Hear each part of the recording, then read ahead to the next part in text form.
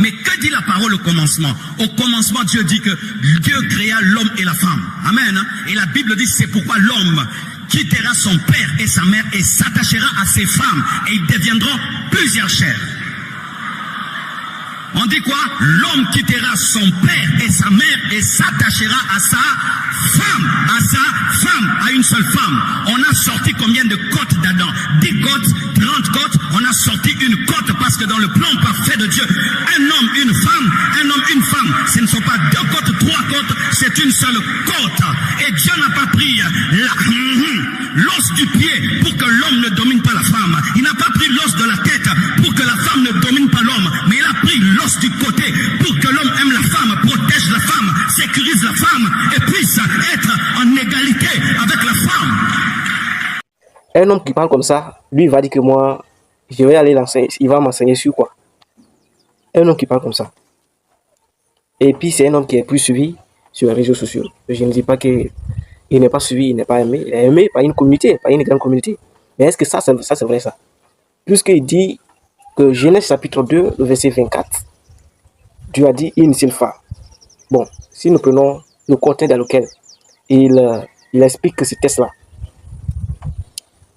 Il n'y a pas un passage dans la Bible qui parle c'est-à-dire un homme qui a perdu sa femme doit se remarier. Ça n'existe pas. Mais il affirme haut et fort que lui, il est d'accord que Dieu, au commencement, le plan de Dieu au commencement, c'était une seule femme, une seule Ève, parce que Dieu a pris une seule corde pour faire une Ève. Donc, sous prétexte qu'un homme équivaut à une femme. Si un homme équivaut à une femme, cela veut dire que si tu te maries jeune, et puis 2 ans après le mariage, tu perds ta femme, tu n'as pas le droit de te remarier selon l'explication qu'il donne à son texte. Puisque, si vous êtes d'accord avec lui, que Genèse chapitre 2, le verset 24 là, veut dire que c'est-à-dire un homme équivaut à une seule femme, sous prétexte que Dieu a pris une seule corde pour fabriquer une seule femme, ça veut dire que dans la vie de l'homme, l'homme a droit à une seule femme. Et si tu te maries, une fois que tu es marié et que tu perds cette femme-là, tu n'as plus droit à prendre une autre femme. Parce qu'il n'existe pas de passage qui ordonne l'homme à se remarier. Est-ce que vous comprenez? Alors, à tous ceux qui sont pour le pasteur, c'est-à-dire ce bandit-là, Massilo, donc, priez le Dieu à qui vous croyez, que vous restez, lorsque vous vous mariez, et que toi et ta femme, vous puissiez, veiller, et que si ta femme meurt cette semaine-là, après les cérémonies c'est-à-dire du funérail, après son funérail, seulement, toi aussi la semaine prochaine tu puisses partir, puisque si tu vas durer, tu n'as pas droit à une autre femme. Il faut prier Dieu pour que la femme de ta vie, vous puissiez veiller ensemble, et si elle meurt seulement, toi aussi, le lendemain tu meurs. Ça c'est une fausse doctrine, et lui-même qui a enseigné ça, Dieu a pris une seule corde.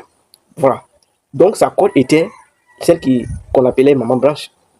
Donc, actuellement, elle sort, c'est-à-dire elle a épousé Esther.